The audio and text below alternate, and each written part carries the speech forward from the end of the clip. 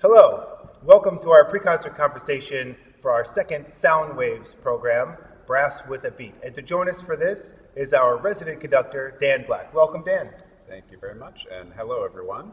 Now, Dan, how has it been working with just the brass of the Florida Orchestra this week?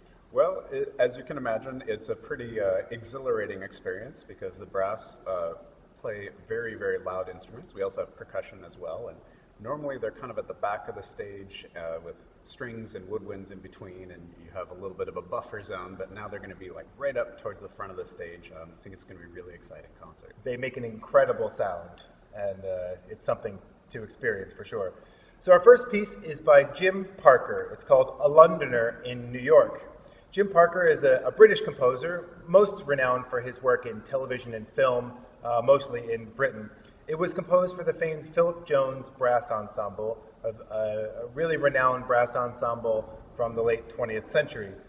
And Jim Parker wrote of the piece, "I had for some time been considering how to express in music the impressions made on me by New York. My general feeling was that there was a city which prided itself on being modern and progressive, but which, nevertheless, retained a delightful, old-fashioned quality." And there are 5 movements of this, and they all sort of have a sort of city and jazzy kind of New Yorky kind of flavor. That's right. Each movement is titled after a specific location in New York. So the first is called Echoes of Harlem, and it's supposed to evoke the sound of sort of the jazz heyday when Duke Ellington and the like were performing there.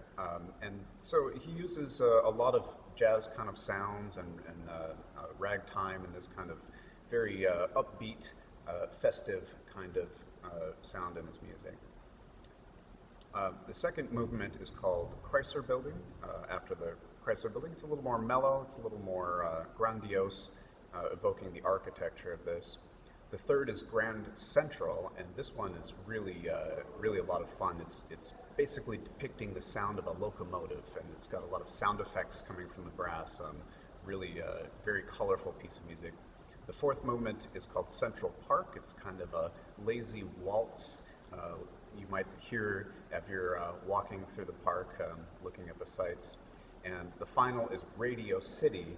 And that one is really wild because Parker wanted to evoke the sound of all of the different acts, like as if every single act he had ever seen at Radio City were all performing at the same time. And so you have just very, very abrupt changes in music. You've got the sound of horses neighing, and you know, he just kind of empties the kitchen sink, and it's a lot of fun. Definitely a great way to start our program.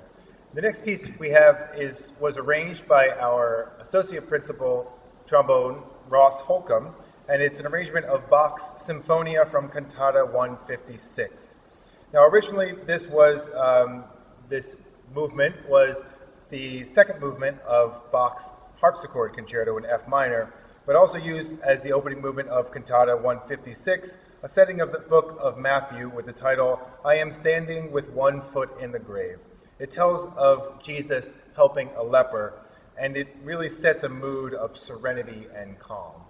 That's right, and there's a great tradition in the brass world of making arrangements of other music, because a lot of the brass repertoire is much more recent, and of course, in the older periods of music, like the Baroque, there wasn't a lot of brass involved in the orchestra, and so brass players wanting to be able to play music from that period have very often taken it upon themselves to make arrangements. And our very own Ross Holcomb is actually a very talented arranger. He's done a lot of work. You can actually see his videos on the TFO website that he made during the early parts of the coronavirus lockdown. And very talented arranger, and did a beautiful job with this work. Indeed. And next we have the Brass Symphony by Jan Koetsier. And Jan Koetsier was a Dutch composer and conductor, sort of a prodigy, and studied early music very early, was one of the earliest, youngest people ever to be accepted into the Berlin Hochschule, but then became more famous as a conductor, first as assistant conductor in the Royal Concertgebouw Orchestra in Amsterdam, and then became the first music director of the Berlin Radio Symphony, which he was there for 16 years. And after his retirement as a conductor, he focused more on composition, and particularly in music for brass. In fact, he had such a love of brass, he founded the International Koetsier competition for the encouragement of young brass musicians, which still exists today. And of his compositions, this brass symphony is perhaps one of his most well-known, and it was also written for the Philip Jones Brass Ensemble in 1980. It has 3 movements, and the first movement is real triumphant kind of brass writing. That's right, and actually, this piece is very, very sort of, it's like a throwback. It was written in the early 80s, but it's very much using classical form. The first movement is a sonata allegro form and very strict in that. The last movement is a rondo. These are forms that Mozart would have used, or Beethoven.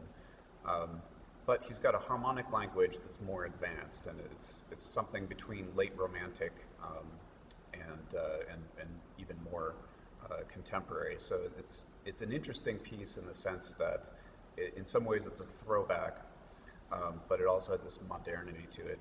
And I think the heart of this piece, and also even of our program, is the second movement, a really beautiful adagio movement, which perhaps reflects Koetsier's experience. You know, he was his first job was as assistant conductor, as you mentioned, in the Royal Concertgebouw Orchestra during World War II. So he was in occupied Holland at the time, and this is a movement that I think has this sort of processional, almost funeral processional kind of sound to it, and I feel like here the formalism, the academic quality that you might have associated with the other movements really disappears, and you see like some real heart in that movement. And then the third movement is a rondo. It's very upbeat, it's very fast, virtuosic writing for everybody in the ensemble, and it ends with a real uplifting bang.